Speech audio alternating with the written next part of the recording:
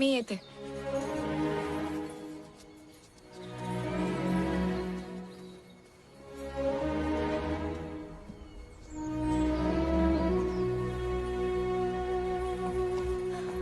अरे देवा, 7 फेरे लेने के बाद मैं पहुंच ही गई तुम तक.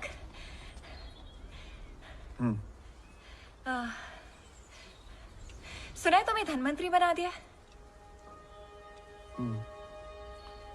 पर सालो, मेरा मन कहता है कि तुम ये काम भी निपुणता से करोगे.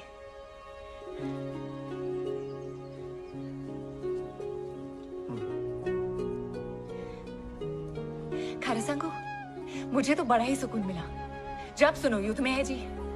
अब कम से कम तुम यहां तो दिखोगे. वो कहते हैं ना,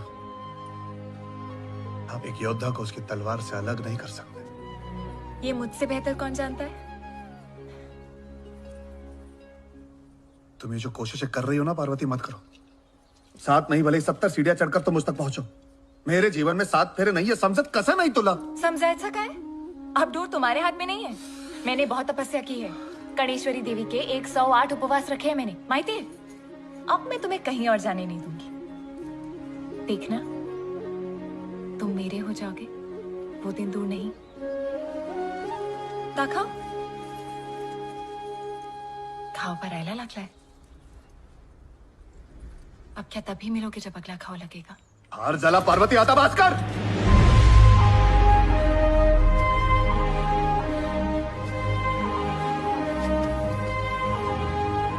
पार्वती, पार्वती, पार्वती.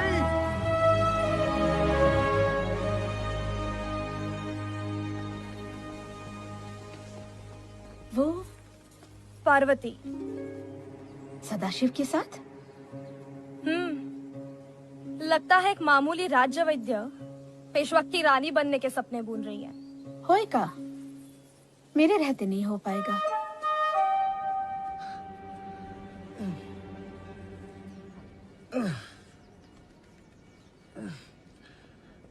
मराठा राज्यों के बाहर से कितनी रकम आती है? जो रियासतें हमारे अधीन हैं वो 1/4 देती हैं, लेकिन उत्तर दिशा में कई ऐसे हैं जो रोज नए नए बहाने बनाते हैं और एक ढेला तक नहीं देते. उन्हें तत्काल पत्र भेजकर अंतिम चेतावनी दी जाए. हस्ताक्षर मैं ही करूंगा. एक देनदार कुछ ज्यादा ही उद्दंड हो रहा है श्रीमंत. उसकी रकम भी सबसे ज्यादा है. कौन है वो? नजीब उद्दौला. मुगलों का मीर बख्शी. हाँ, लेकिन वो रहता है दोआब के इलाके में, गंगा यमुना के बीच रोहिलाबाद के किले में. कितने ही पत्र भेजने के बावजूद वो अपनी देनदारी पूरी नहीं कर रहा है, टाल जाता है. साम दाम का इस्तेमाल कर लिया. अब दंड का समय आ गया है. आप तो यहाँ हैं, दंड कैसे देंगे? हम दत्ता जी शिंदे जी को भेज सकते हैं.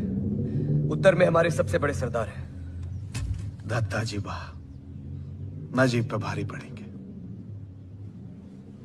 और एक और फरमान मुगलों के लिए जारी किया जाए. जी श्रीमंत.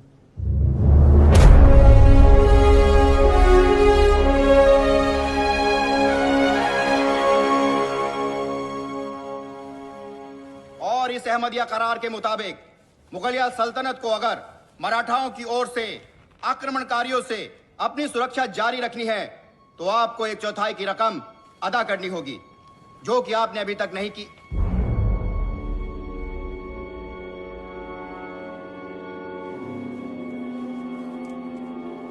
करार की इज्जत की जाएगी.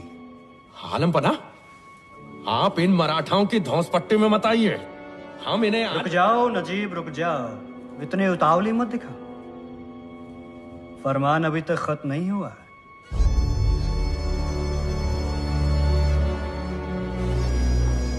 और नजीब उद्दौला की नाफरमानी को देखते हुए उसे मुगल दरबार में मीर बख्श के औहदे से इसी वक्त बेदखल किया जाता है. दस्तखत सदाशिव राव भाऊ पेशवा.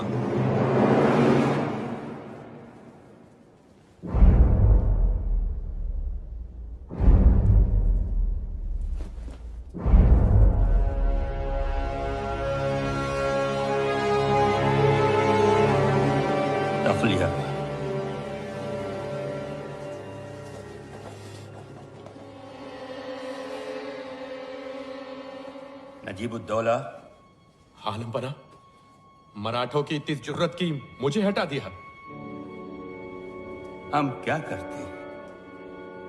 आखिर हमें भी तो उनकी सरपरस्ती की जरूरत है। जहांपना, इसका मतलब ये नहीं कि ये हम पर हुकूमत चला सके। उन्हीं की शह पे ये इमाद इतना फुदक रहा है। उसकी हिम्मत आपसे इस तरह पेश आ रहा है, देखकर मुझे हैरानी होती है, खासकर जब उसे पता है कि आपके अंदर शाही खून दौड़ रहा है।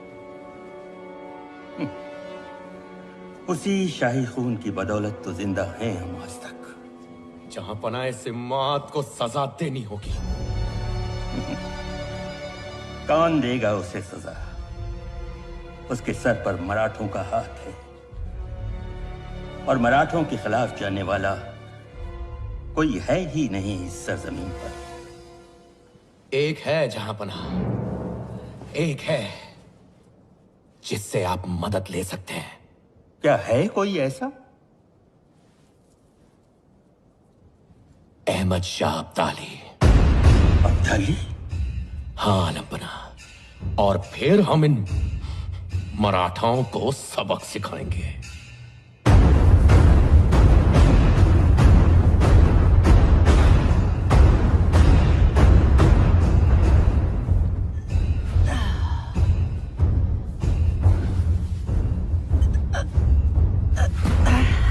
क्या हुआ? चलो, तुम्हारे 5 और बचे। 1 2 3 4 5।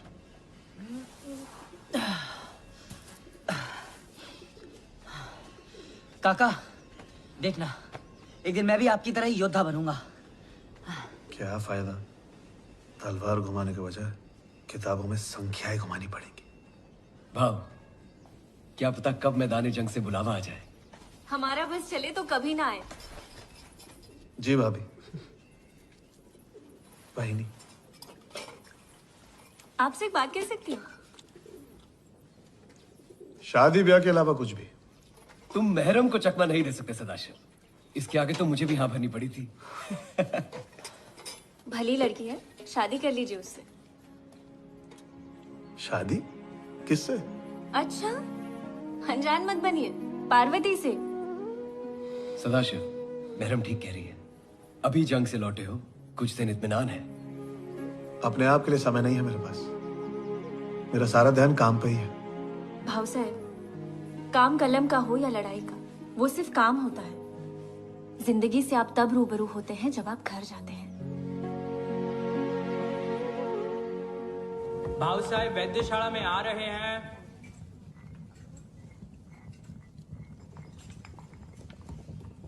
भानु,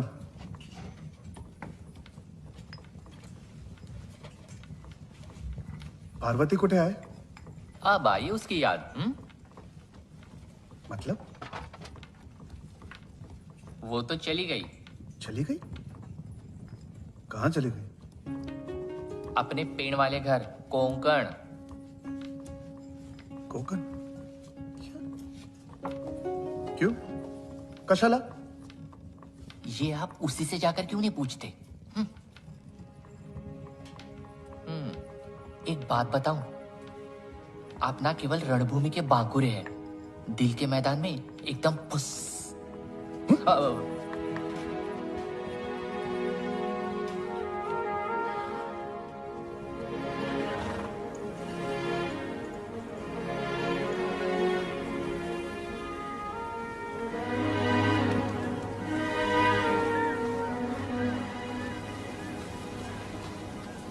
उसने मिलने से मना कर दिया।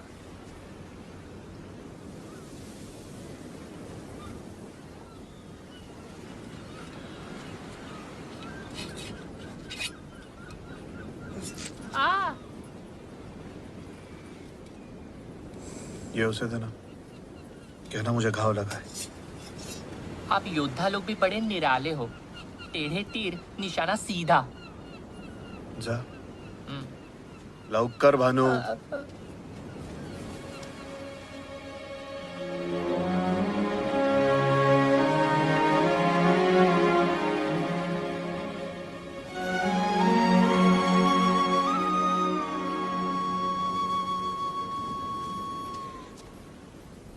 आपने क्या ये? आप? तुम तो मुझे कभी आप नहीं बुलाती। मतलब बहुत गुस्सा हो। तुमसे मिलने के लिए क्या? यही तो एक तरीका था। तो क्या अपना वैद्य होने का धर्म नहीं निभाओगी?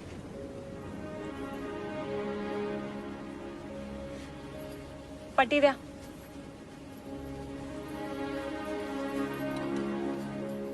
उस दिन मेरी आवाज कुछ ज्यादा ही ऊंची हो गई थी ना, क्षमा कर। लेकिन ऐसे बिना पता चले आने की क्या जरूरत थी? मैं स्वयं अपनी इच्छा से नहीं गई थी, मुझे जाने के लिए कहा गया था। किसने कहा? गोपिका बाई ने। गोपिका बाई? तुम्हारा माहिती है, जब मैं 11 साल की थी तब पहली बार पिताजी मुझे शनिवार वाड़ा ले गए। वहां मैंने तुम्हें देखा। मैं नहीं जानती थी कि तुम कौन हो, क्या हो। मैं तो बस तुमसे प्रेम करने लगी। बाद में पता चला कि तुम पेशवा हो, लेकिन मेरे लिए तो तुम हमेशा सदाशिव थे।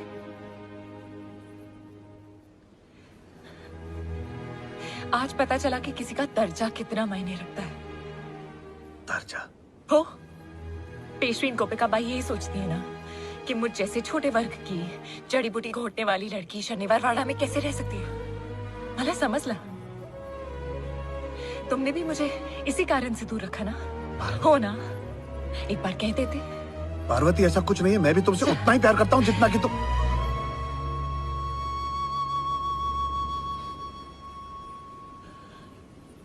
तो फिर क्यों? हाँ,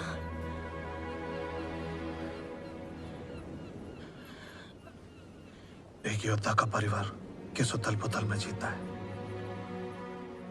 ये मुझसे बेहतर और कौन जान सकता है। मुझे कभी मेरे पिताजी का साथ नसीब ही नहीं हुआ। वो हमेशा युद्ध भूमि में रहे, और जब मैं बहुत छोटा था नहीं रहे। मैं भी तो एक योद्धा हूं,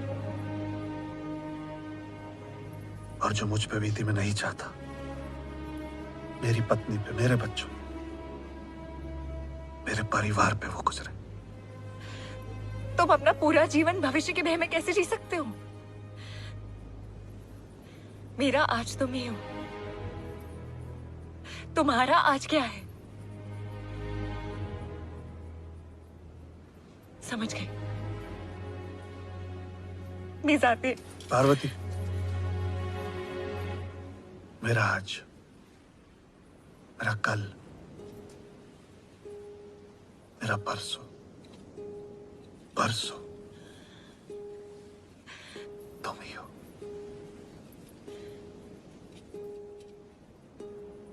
खरंच?